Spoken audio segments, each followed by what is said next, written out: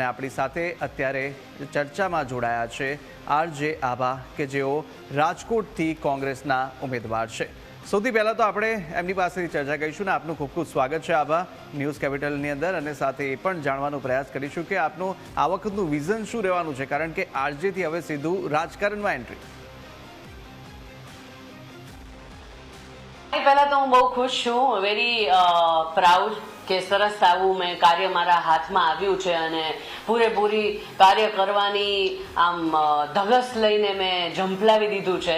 હવે પાર્ટીએ મારા પર ભરોસો કર્યો છે અને ડૉક્ટર રાજદીપસિંહ જાડેજા જે શહેર કોંગ્રેસ પ્રમુખ છે અને પ્રભારી શ્રી જેનીબેન ઠુમર એમણે મારા પર ભરોસો કર્યો છે। હું ખૂબ ખુશ છું એ વાતથી અને ભરોસા ઉપર આગળ વધવા હું પૂરેપૂરી તૈયારી સાથે ઝંપલાવી રહી છું। વાત એમ છે કે મારા વિચારો જે છે એ અલાઇન થઈ રહ્યા મને દેખાય છે। મને જે મારા વિચારો છે હું એક્સપ્રેસ કરી શકું છું। જે આભાને અત્યાર સુધી લોકો ઓળખતા આવ્યા છે એ આભા જ રહી શકશે એ વાતનો સંતોષ છે અને મારી સ્ટાઇલમાં હું કામ કરી શકીશ એ લિબર્ટી મને અહીંયા દેખાઈ રહી છે। એટલા માટે મેં આ પાર્ટી ચૂઝ કરી છે અને પાર્ટીએ મને ચૂઝ કરી છે।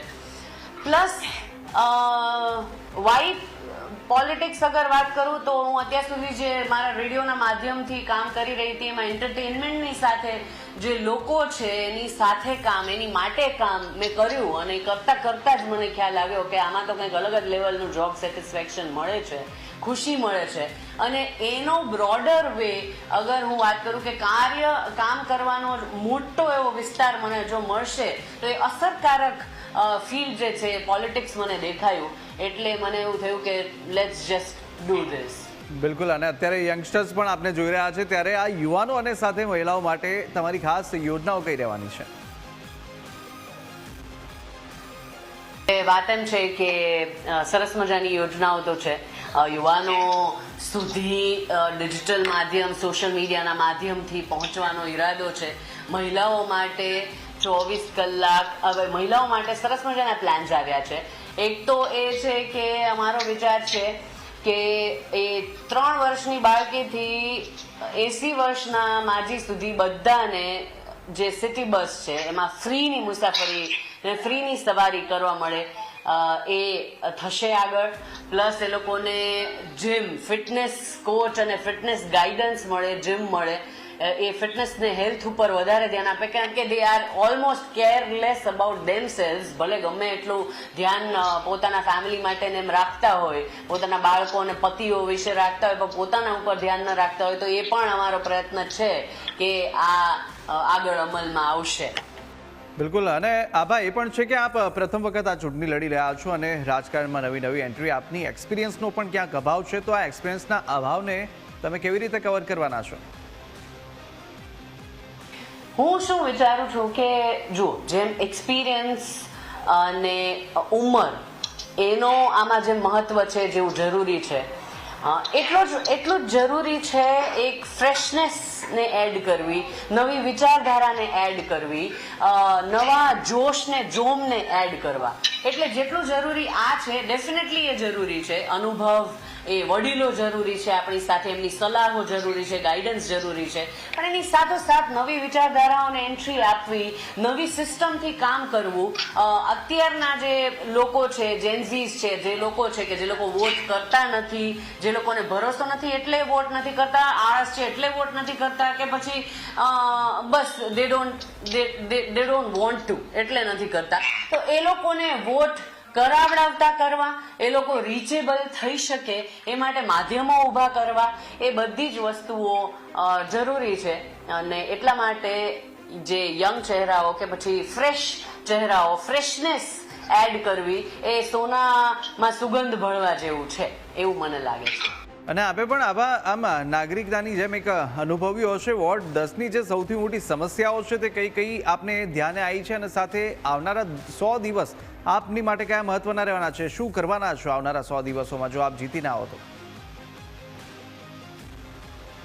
જો મોટી સમસ્યાઓમાંથી અમુક સમસ્યાઓ તો એ છે કે પીવાના પાણીની જે પ્રોબ્લેમ છે, હવે યા અનએક્સપેક્ટેડલી પીવાના પાણીનો પ્રોબ્લેમ છે.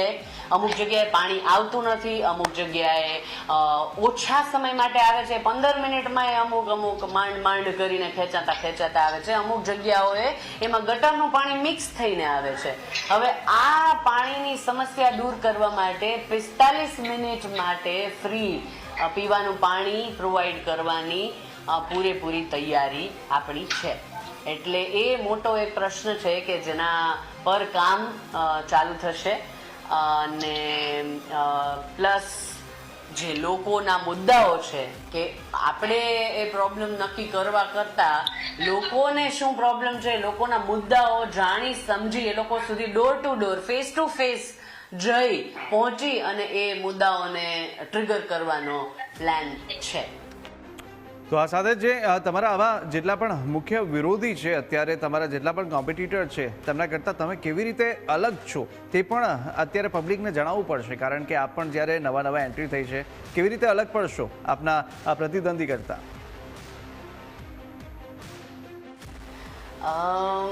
જેમ તો વિરોધી એક તો છે ને એ ગળા કાપ હરીફાઈમાં હું પડવા નથી માંગતી. હું તો કામ કરવા આવી છું. કદાચ આ એક મોટો ડિફરન્સ હોઈ શકે કે મારું ફોકસ એ આ જ રહેવાનું છે અને હું આજુબાજુ ક્યાંય ડિફોકસ થવા નથી માંગતી, ક્યાંય આજુબાજુ ફોકસ કરવા નથી માંગતી. પ્લસ એવી વાત છે કે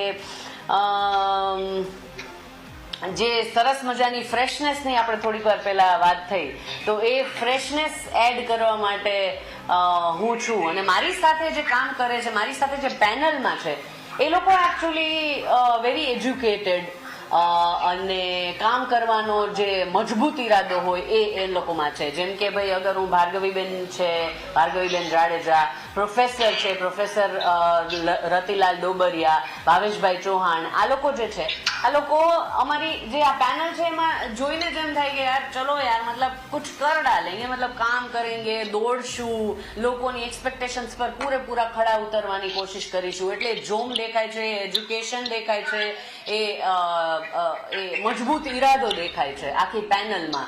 સો દેટ્સ વાય એવું કહી શકાય કે ભાઈ એ થોડું ડિફરન્શિએટ કરશે. બિલકુલ. અને આવા સત્તા પક્ષ પર પણ છેલ્લા ઘણા સમયથી અત્યારે ભાજપ છે, તો પછી તમે કોંગ્રેસને કેમ પસંદ કરી તે પણ સવાલ થઈ રહ્યા છે. અને સાથે જ કોંગ્રેસની વિચારધારા આપને પ્રેરી ગઈ કે પછી ભાજપ સામે ક્યાંક અસંતોષ પણ આપને છે? કામો આપણે એમ નહીં કહીએ કે ભાઈ કોઈ કઈ કામ કર્યા ન કર્યા. હા, મતલબ થયા છે સરસ કામ, પણ અત્યારની જે પરિસ્થિતિ છે એ પરિસ્થિતિમાં એવું છે કે એક સિક્યોરિટી ની જે શ્યોરિટી હોય ને કે ભાઈ મારી આ જગ્યા છે, આ મારી જગ્યા સિક્યોર્ડ છે, વિચ ઇઝ અનબીટેબલ, એ એક કોન્ફિડન્સ હોય ને એ દેખાઈ રહ્યો છે. એના કારણે શું થાય છે કે લોકોની જે રિયલ સમસ્યા છે, લોકોના વિચારો છે, લોકોના ઓપિનિયન્સ છે, એની જરૂરિયાત છે, એની કમ્પ્લેન્ટ્સ છે, એ બધું થોડું એના માટે થઈને લોકો નિશ્ચિંત થતા દેખાઈ રહ્યા છે કે એ એટલું આમ એના પર એટલું વજન નથી દેવાઈ રહ્યું. એટલે મને એવું લાગે છે કે બેટર કામ કરી શકવાનો સ્કોપ મને દેખાઈ રહ્યો છે અહીંયા કોંગ્રેસમાં.